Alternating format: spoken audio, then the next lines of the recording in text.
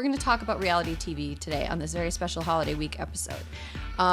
These pieces of culture were super influential to a lot of people individually, and then also to us collectively, to our politics, to the current way that news is portrayed, the current way that journalism is packaged, for-profit journalism is packaged and sold to us as sort of like a reality TV with a plot and heroes and villains. And I think that understanding it and talking about it in an intelligent way is a worthy pursuit, especially on a week when it's a holiday and we don't want to record a new episode. And maybe now I won't have to keep answering people on Twitter who are like, Alyssa, I expected more of you, or you're better than this when I comment on social media.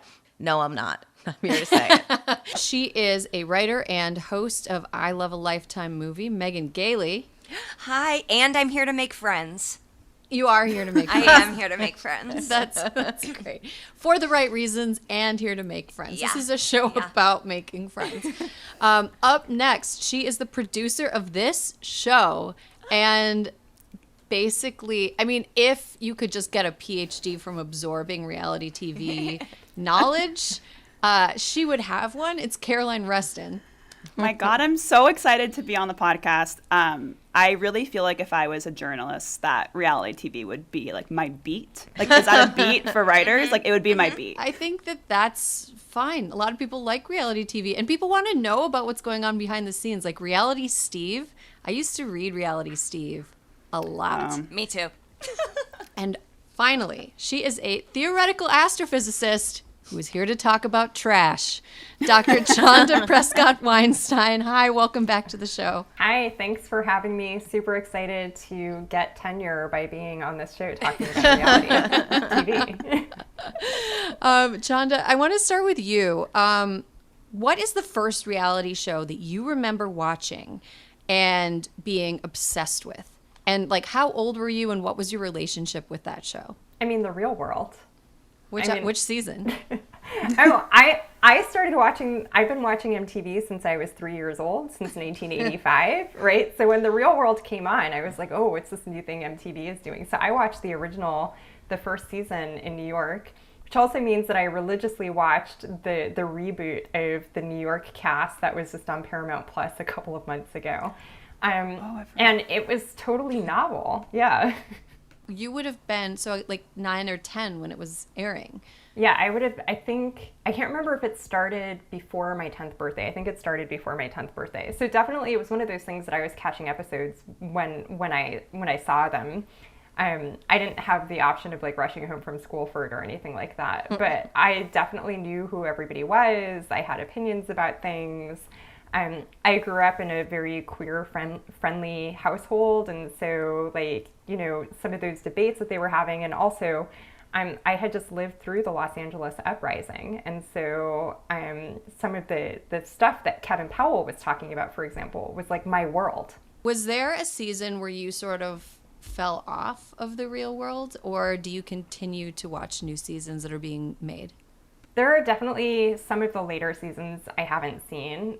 I would say, was it Miami was that the season where they were supposed to start a business and then yes. they kind of, that season didn't go well. And I think that was really the first time that MTV tried to get into the gimmick of let's give them something to do as opposed to let's pick people who are doing things with their lives, which I think is what made the original Real World actually really interesting, is that they were taking people who were ambitious for their lives in some way and putting them together to kind of see those ambitions interact, conflict in different ways. I think the San Francisco season changed the world. Pedro changed the world, even in letting us view his journey. I think it was a very important thing, I think, and everybody talks about that, right? And then you kind of have this downward slide into start a business together. You guys have no clue what you're doing. Oh, the last episode, you sort of have something up and running, but you're also all leaving and now hate each other. Miami does have an amazing sex shower scene, though. I do have to circle back and say that was maybe one of the first sex scenes I'd ever seen on television. Who was the biggest star from Miami? I'm not remembering anyone on that one. I'm looking it up. There was a No. woman, I believe, named Flora who Flora. really She was always fighting. Yeah, she was really confrontational, Oh, but yeah, I like remember her. when Flora came on screen, you were like, all right, here's Flora. Like, yes. Megan, do you have memory of the first reality show that you were addicted to? Mine was also The Real World. It was basically the MTV slate. When the Osbournes came out, I was so fascinated. And that was the time in reality TV where you could still see the cameramen. Like, you were still kind of like peeking behind the curtain because they didn't know how to fully produce it. And I remember them like throwing stuff over their mansion wall at their neighbors. And it was just like, oh my God, we're watching these rich, famous people fight with their neighbors in real time almost. And yeah, MTV I started watching it at a very, very, very young age. Too young, probably. Well, you kind of bring us into an era, like, once reality TV started kind of proliferating on MTV, VH1, like the Viacom slate of channels. When I was researching this show, I was like reading a lot about the sort of like Wild West days of reality TV, because there was like The Real World, and that kind of was dominant. And then there was like the Osbournes, which kind of ushered in this era of like, we got to like Flavor of Love, Rock of Love, Tequila doing a double shot at Love, Jersey Shore. Like there was this period of time where it was very irresponsible. Like There was someone who died on the Rock of Love tour bus season, and they were like, well, we're gonna keep going. Like the fact that if you ever rewatched Rock of Love, which I recently have, it's like disgusting. Like it's like I'm like clutching my pearls, and I've seen a lot of shit. Like it is tough to watch. Like he's just like, oh yeah, I just had a threesome, and then 10 minutes later he's like, oh yeah, this girl just gave me a blowjob. It was just something you would never see on like any dating reality show now. Like it was anything goes then. It's really upsetting. It was really upsetting to rewatch. I have to say that a lot of the shows that you all are talking about, like sort of the later MTV slide, I missed because I went to college and didn't have. Me we too. We didn't have TV at Harvard. Like we literally just like didn't have TV. And so I came home like in the middle of my sophomore year and went to like a fundraiser that Amy Mann and the Red Hot Chili Peppers were performing at called Silver Lining Silver Lake or something like that. And there was some guy who came on stage and like took a light bulb and broke it, and then started chewing up the pieces of it and was like drinking whiskey. And he like pulled his pants down and he was like swallowing broken light bulb, and everybody was yelling, Steve-O, Steve-O. And I had like no clue who the fuck this dude was. But I thought there was something deeply not okay. And that was sort of my introduction to this is what MTV is now. And it was like, oh my God. Like, Yeah, that was like the irresponsible era of reality TV where it's like somebody's going to get hurt. If they're not getting hurt on air, they're going to get hurt off air. Like, Alyssa, did you ever watch, did you watch any of the Rock of Love shows? No. That was not my genre. Oh, okay. Wow. Okay. So Alyssa, there was, you need to watch Rock of Love. I feel like I season don't. one. I feel like I don't. I know a person that was on it. Like, that's how deep in the Rock of Love universe I'm a part of. Oh my gosh. Wow. Well, I hope it wasn't Megan from Megan Wants a Millionaire, because No. that show did not go well. No, but I did watch Joe Millionaire, and that really, the slurp, you know, like that was sort of sex. I learned about a lot of sexual things from reality TV, like blowjobs and such. Well, Joe Millionaire, when I was in college, we would have people over to our dorm. I lived in like an old dorm that had like these kind of quirky rooms in the corners. And we had one of the corner rooms that had like a big living room area, and we would have all the girls in our section come into our room and watch Joe Millionaire on Monday nights. And like, do you remember that show? Oh, yeah. That's the one where he's like, they tell the contestants he's a millionaire. They're like, But he's rich, and then the twist Yeah. is he's poor. This is the story of an average Joe who makes only $19,000 a year. And what happens when he is transformed into a multi-millionaire? It was that a era where there was like trickery reality, Right. and it fell into that. And yeah, a girl gave him a blowjob in the woods, and there was closed captioning of slurp. That was a big moment. Gross. Weren't they just basically preparing people to go out and catfish? Like, are they producing catfishing by Wow. having these kinds of shows? It's almost like they planned catfish to happen later. Right. Because they did have, eventually they had I Want to Marry Harry, which was, I think, the last. Oh yeah, That is a somewhat recent one, which is shocking because, the internet. How who's like, oh my God, Prince Harry is going on a VH1 reality show. Really pivoting. Yeah, there's something about that era of reality TV that felt like it really leaned into the like misogyny of the culture at the time and the racism of the culture at the time. Like Flavor of Love was something that people watched as like theater, like look at these ridiculous people, isn't it funny? And part of the reason why they thought it was funny and ridiculous was because of who these people were and what they looked like and how they acted, and it felt very like exploitative.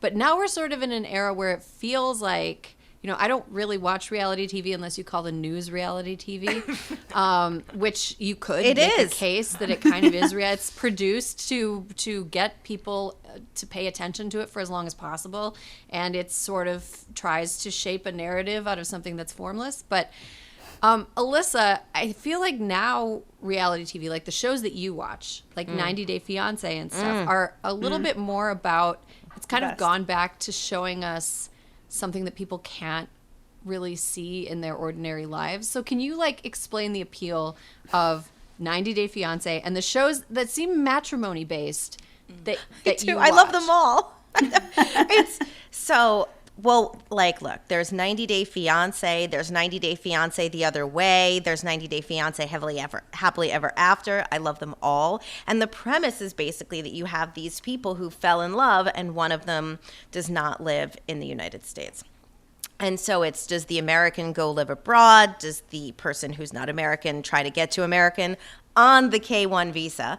Now, one of the interesting things about the last few seasons, I would say, is that despite everybody's issues getting to America, no one was mad about Trump. Like, I don't know if they edited all the talk out, but We like, had there's a no Trump way. fan.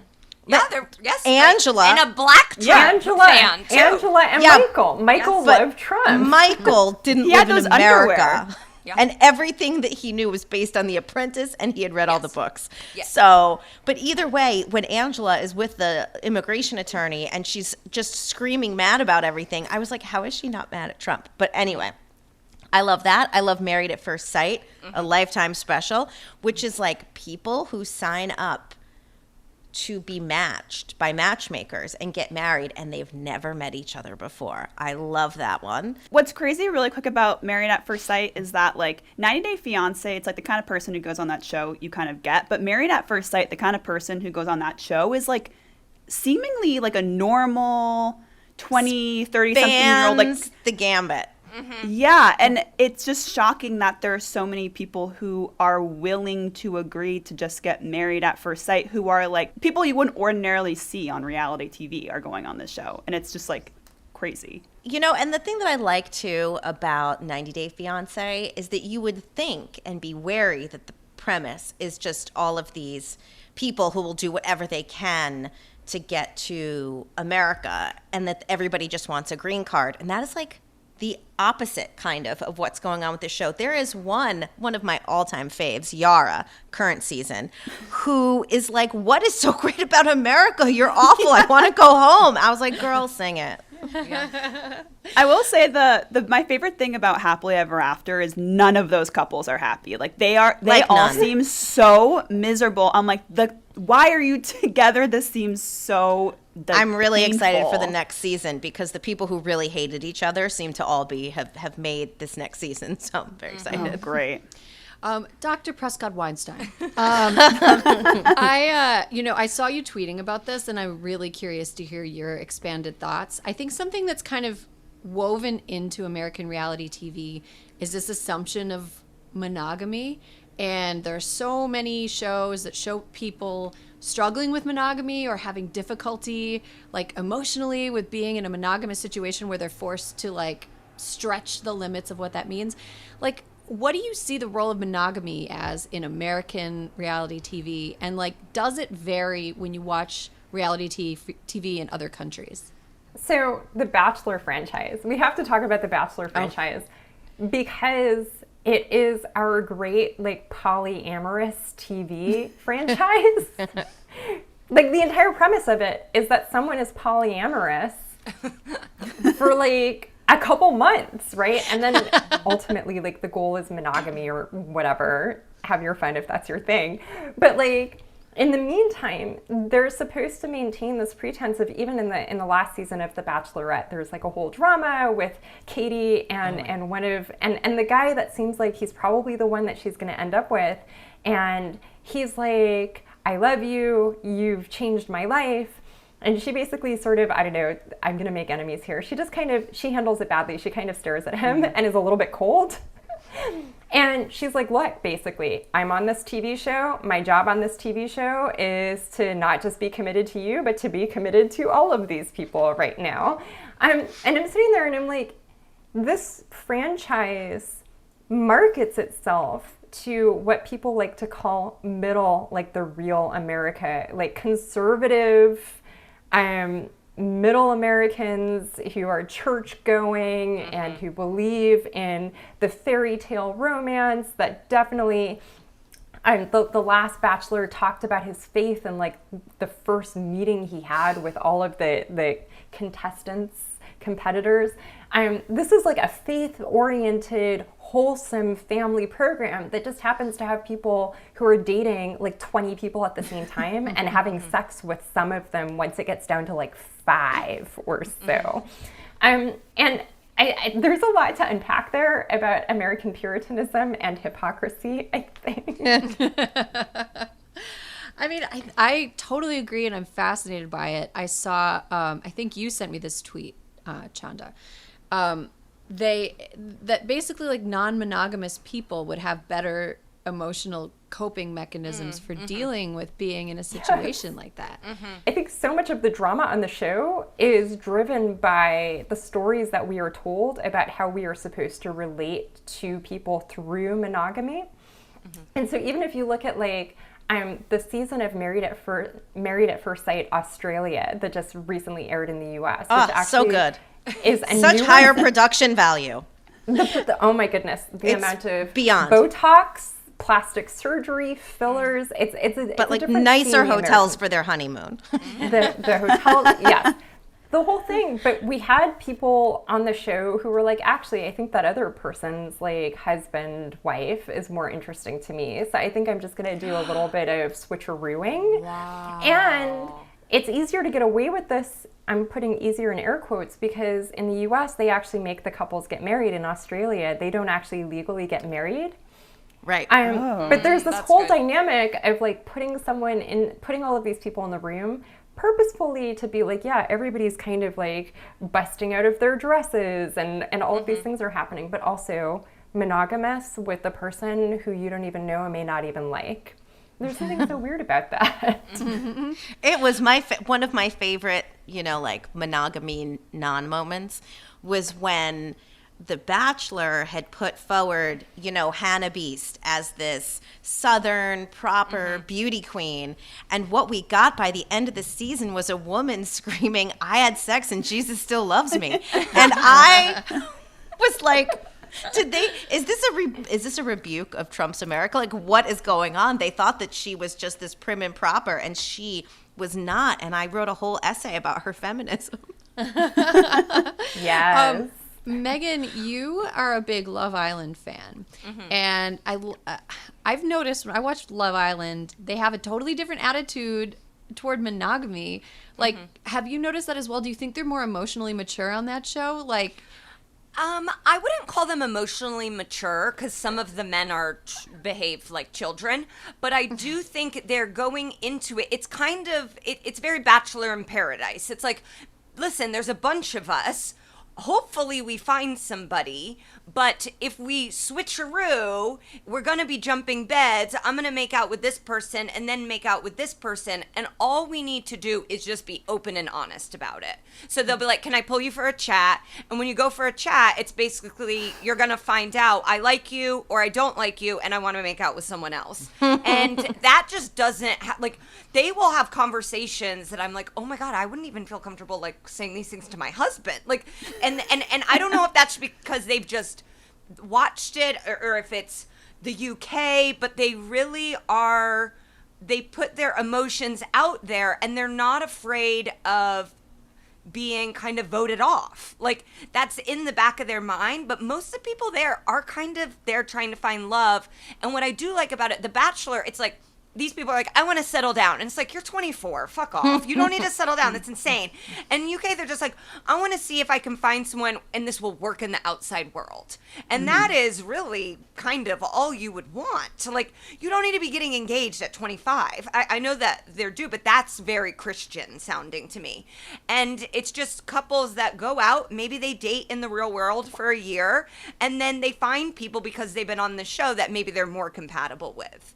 And that's sort of like the beauty of what makes that one feel less terrible, I think. Yeah. They all really like respect each other on that show in a way that you see on like no other reality dating show. Like if they're gonna steal your man, they're gonna pull you for a chat and be like, now, like, our relationship is so important, but I'm going to now date your boyfriend. But I don't feel like this is really important still. Like, I still want to be good friends, but I will take your man. They're like, I'm just going to start flirting with your boyfriend. Like, it's like, he may not like me, but I am going to crack on with him. And they're like, okay, great. And then they make each other avocado toast and tea and just, like, go about their day.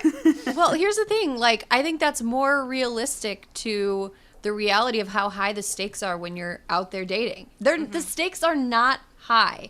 And like the wedding industrial complex, the like Disney princess romance complex, I think that especially young women are sold, is that the stakes are high. You have to go into every relationship thinking that this might be the one, that there is such thing as the one, that a successful relationship is one that lasts forever and a failed one is one that doesn't. When reality, it's like the stakes are not really that high. You're going to change throughout your life. You're probably going to meet somebody else that could also make you happy. It's okay to not be happy with the person you're with and to want to move on. Caroline, I want to ask you this. I'm sure you've thought about this, but as a connoisseur of reality TV, what makes good reality TV and what makes unwatchable reality TV?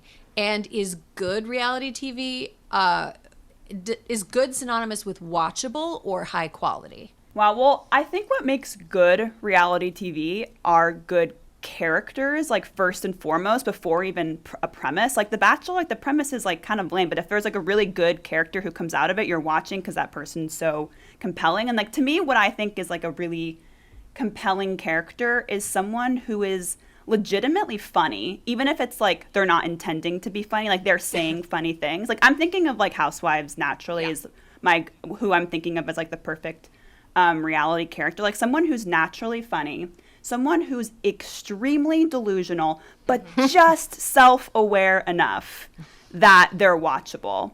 And I think having a cast of characters like that makes a show really good. And something that makes something like truly unwatchable are just like, I mean, it's kind of watching shows from like reality shows from the 90s where it's like, it's just people fighting with no personalities. Like, and there's just no real like tension other than we're getting drunk and fighting. Like that's not really what reality TV is anymore. Also, what makes something unwatchable is if you watch an old early 2000s reality show, the SD on it is so hard for my eyeballs to look at. I was rewatching a first season of New York Housewives, and I was like, oh, this is unwatchable, not because the show's not good, but because the quality itself is terrible. That's why I don't watch the show. That's actually why I don't watch the show, because I couldn't get through season 1, and I am a completionist. I either have to start from the beginning or it's not happening. So I will never watch Real Housewives of New York because of SD. You're missing out. You are missing out, though. That one I would say, like, plow through those first 3 seasons that are hard to look at.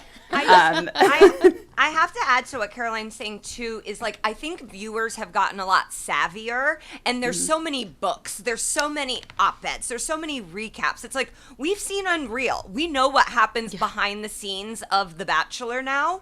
And so if we can see the wheels, if we can see the producer's fingerprints on stuff, that really turns me off. And I know it's happening, but it's like, we work in the biz. You gotta give me a little smoke and mirrors. Like, if I think a housewife is reciting a line in a testimonial that like a funnier gay man gave to her, it pisses me. I'm like, Luann didn't write that. I just want Luann to talk as Luann. I don't want her to be saying sound bites that didn't make it into her bad cabaret show. Wow. Okay. Bad cabaret show. Well, I haven't seen it, but that's just what I feel. I think on this question of like bad reality TV, I want to understand why F-Boy Island is so boring. Has anybody else watched it? I haven't. I love Nikki Glaser. I want it to be good, but First of all, I have questions like, why isn't it called Fuckboy Island? Like, it's HBO. That's what bothered me. It's like, don't call it you call it Fuckboy Island, because when my album came out, I wanted to name it Fun. And they were like, listen, you're not going to be able to promote it. And so I named it something else. But it's like, it's annoying to be like, that's not how we talk. This is grown-ups having sex. Call it fuckboy or call it something else. Alyssa, what do you consider good reality TV and what do you consider bad? Like, have you categorized these things in your mind? You know, I know it when I see it. No, I need to hear a couple things. I need some storylines that are enduring throughout, right? Which I think is why I like the marriage-based ones, because like there's a point to the end, and there's like in Bachelor, you start losing your favorite people. Sometimes that's hard for me when they get voted off, and then I'm like, then I don't respect whoever the Bachelor or Bachelorette is. I'm like, you just kicked off the best person. But I think that when it's so obvious that they have casted for conflict, it's just repellent. You know, I mean, if I'm going to draw lines in the sand, I think that's where I'm like, oh, come on. You brought this like racist girl and you made her friends with a black woman, and now you're going to reveal that she's racist. And it's like, I feel manipulated at that point. And mostly, I need a storyline. I need some kind of heart. You know, there needs to be some sort of heart in the show. I think that's also kind of why I like 90 Day Fiance, because you definitely have the people who should not be together. Yeah. But then you have the people like Jenny and Sumit, who, I mean, she should dump him by now at this point, but you really felt like they were fighting for love. I know. Yeah. Oh boy, Jenny. Whenever I'm in Palm Springs, I'm like, should I go find her? I want to talk. Find her daughter and her partner and be like, get your mom back here. We will crowdfund for her to come back so that she can leave India at this point. But on competition shows, when someone clearly is the loser and they're left on because they're good TV, that really pisses me off. It's like, they made the worst thing. They gotta go. I don't care that their hair's cool. Get them out of here. Oh, and someone gets Sanjaya'd. Yeah. Essentially. I mean, God, I've been rewatching so much stuff. It's really bad. But I've been rewatching America's Next Top Model. And first of all, those first, 3 seasons are... Cycles? Oh, my God. I'm honestly so embarrassed I said seasons. The first 4 cycles of that show are, one of the most riveting television, but so deeply problematic, the racism, the sexism, eating disorders. The way they talk about eating disorders. Adrian Curry gets sexually harassed on camera, and Tyra Banks is like, you got to deal with it. It's just it's so wild, and that's a type of show where they are keeping this one. There's this one girl on season 2 who was like, I'm from Alabama, and I've never met a gay person, and is like, I'm not racist, but I wrote in my journal that I hate black people. And then they just keep leaving her on the show and leaving her on, and she's clearly the worst model. I mean, it makes for in person. in person. But they keep keeping her around, and even then I remember being like, this is so fucked up. I can't believe we're just allowing this to happen on television and that we are consuming it as entertainment. It's like, you kind of like have like a real mind fuck. Like, why am I watching this? But also, how is this happening? And America's Next Top Model is just such a perpetuator of that. It's so terrible, but so entertaining. Yeah. I mean, I wonder if, Chanda, do you think that sexism is part of reality TV's DNA? Like, can the sexism inherent in the spectacle of reality TV ever really be teased out? Yeah, so I've been thinking about this in the context of the original Seattle season of The Real World, which I also actually happen to be living in Seattle a few blocks away from the last season. So I want to be really clear about the difference, basically 2 different cities, 2 different Seattles. But there was that whole incident with was it David and not Ruthie? I can't remember. Irene. Irene. And Yes, Steven. the slapping incident, right? And Yeah. how seriously that was taken by production, that it became a thing. Everybody had to talk about it. He was asked to leave. And then fast forward, recently I watched all of the seasons of Are You the One over the winter break. Oh, wow. And the contrast when a similar incident occurred, that the person was allowed to stay, and actually there's lots of sort of dynamics that those sorts of things, like, they understood were not okay in the early 90s, mid 90s, that are now actually what the show is aiming for. So things that they used to kick you off the show for are what the show is there to do in some sense.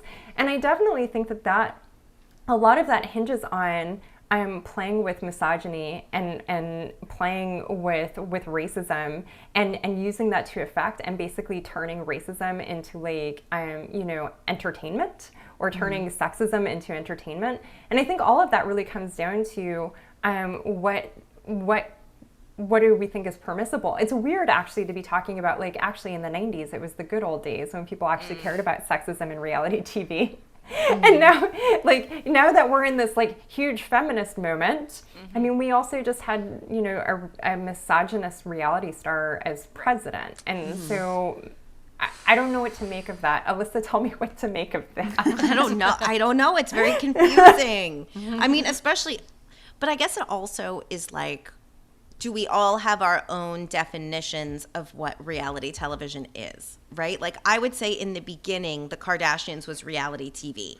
I would say towards the end, it was largely scripted. I mean, like, it was at least staged. They knew it wasn't like, it's like The Bachelor. That's maybe, I guess, why, not to go back to 90 Day Fiance, but it's kind of what I like about it a little bit more is that it doesn't feel as much like a game show. It feels like, an actual story that you're sort of watching unfold, which is so many of the other things that we see, which is what makes, when they have these moments of like staged misogyny or sexism, it's like, this isn't something that came out of someone's mouth by accident and maybe they didn't mean it, or this is like it's like exactly, Chanda, what you're saying. It's like, it's what they're aiming for.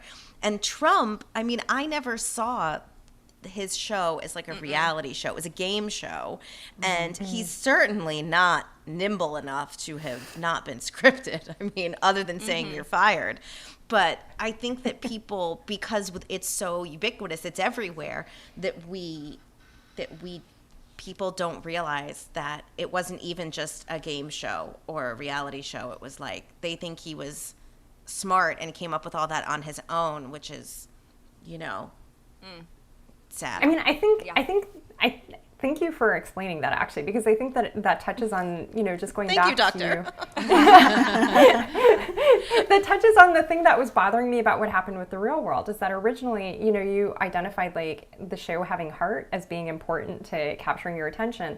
The show had heart, and it wasn't scripted because they were literally just putting people in a house and then watching what happened. And then eventually they started scripting it by giving them assignments. And then we had road rules, and then real world versus road rules. And you're right, it kind of moves. It turned reality TV into game show, almost that boundary disappears. And it's interesting, I had been thinking about the demarcation of, like, you know, when do you need to have, like, SAG-AFTRA union represented people in front of the camera, and when do you not have to care about the union rules, which tells you something about my childhood in the labor movement. But I think you're right. There's a point at which, like, it crossed the line into everything is a game, and I think that that's why 90 Day Fiance is still kind of interesting. At least the original ones. Some of the, like, later stuff where it's like, now you're setting them up for drama. Right. Mm-hmm. But I do have to say, in, like, the larger sense, they're all a game because they're all fighting for public opinion to be on their side, and they're all also fighting to be able to have some semblance of a career or some way to make money after they're on this show. And if you alienate everybody, you may be screwed. I mean, I guess we're in a place now where it's like cancel culture is just, you just shift to a different side. You know, like, if you get quote unquote canceled, you'll be welcomed with open arms by somebody. And then that's your demo. I think with sexism, that's why something like the Housewives is so interesting. It started as these women that were, like, supposedly married to rich men, and the husbands are non-existent. Totally. Like, New York, there's no husbands. They all make money. And in a lot of cases, the husbands now make so much less money because their wives are on this show, and you get to see the power dynamic. There's a husbander on Potomac right now, and people were, like, asking her, oh my God, are you worried that your husband is being emasculated because you are the breadwinner? And so that's, like, you've really seen that evolve over the course of its time on the air. speaking of, like, sexism, I just have to ask, like, when are we going to get queer people on any of the American iterations of these shows? I mean, like, The Bachelor kind of experimented with it, and she's actually back this season on Paradise. Demi, right? Yeah, Demi. Yeah, Demi. It's not clear that they put another, like, queer woman in the group, so she might just still be kind of, like, the one, like, you know, wild card or whatever. But this is sort of, as someone who sometimes watches Dutch television, I've been sort of intrigued by the differences here. Like, and also looking at Married at First Sight in the Netherlands, Married at First Sight in Australia, and the United States, that in the United States, people of color can be on the show. In Australia, Asian people of color can be on the show. And in the Netherlands, gay people can be on the show, but not people of color. That seems to be kind of, but there's a real reflection there, that, like, the homophobia in American reality TV is really intense. I would say. So many of the viewers are gay men. Of things like Bravo, you know, like, that is the demo. And as a viewer, I would love to see a gay bachelor. I would love to see a gay housewife, you know, like, I would love, or their own thing, you know, like, we don't just have to put them into the straight, give them their own version. And I don't understand. So many of the people that work in the development are gay men too. So New York Housewives had a friend of who was, like, a bi woman, and she was received horribly by the women. It was, like, the most homophobic, like, season. It was just wild to see these. I mean, half of them are not liberal at all. They're very conservative Trump supporters. But, like, you know, they're on this network, they're on this show that has such a huge following of gay men, especially, that they just weren't even, the fact that they weren't even like, oh, I'm not worried about how I'm going to look treating this woman like shit, and, like, literally being like, oh, she's bi, that's weird. She dresses like a man. Like, it's like things you can't believe people are saying on television in 2021. And I think what's so shocking about that, especially with Bravo's, you would think, like, the people behind the camera are intervening in some way, but they're just letting it play out. And they're giving them the rope.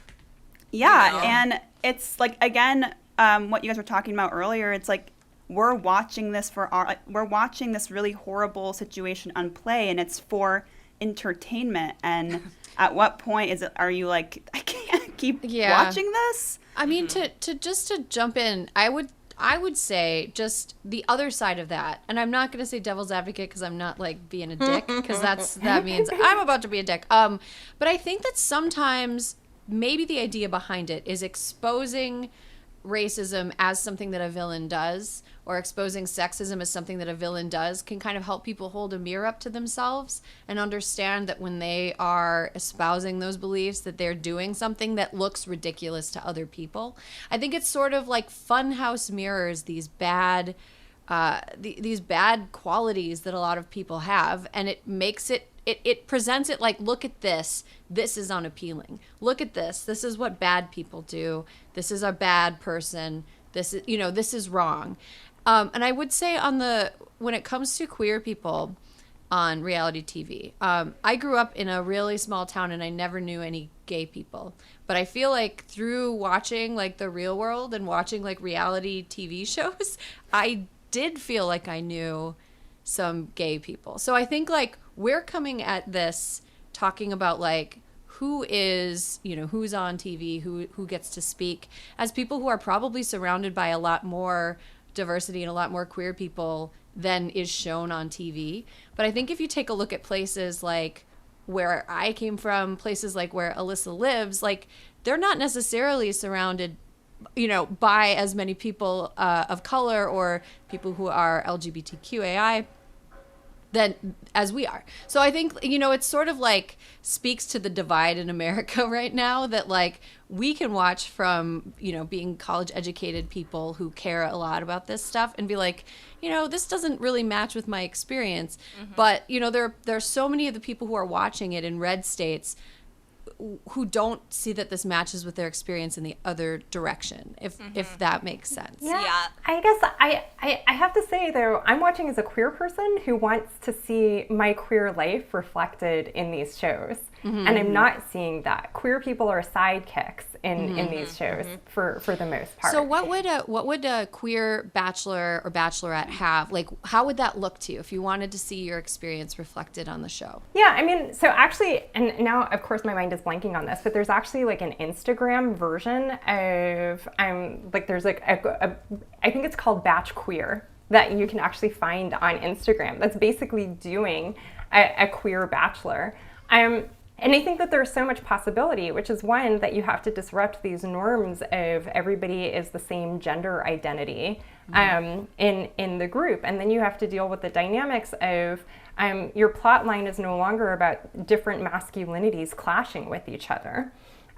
Because it's not just masculinity that's in the conversation in the group dynamics. And so I think that that's something that I would like to see disrupted as like a gender queer person, right? And then I think the other thing is that when, for example, racism has occurred within like the Bachelor universe, or even really in the Real Housewives universe, that it's usually like, oh, that person made a mistake, but they're not a bad person. I don't actually think we get to the bad person. We get like Kyle screaming about how she's not really a racist and her husband's a Mexican, basically, right? So we don't actually get that narrative and that judgment. And I think at the end of the day, I want to be careful about framing like storytelling about queer love or Black love, for example, as being a performance for white Americans who need to see us as human beings, right? And rather as like we need to see ourselves reflected in the culture that we consume and that we make possible through our consumption. Well, that is a great thought to end this segment on. This was such a smart conversation about something that gets unfairly characterized as dumb. Alyssa, Megan, Chanda, and Caroline, thank you so much for joining me. That's all the time we have this week on a special holiday week episode. There will be more Hysteria for you next week.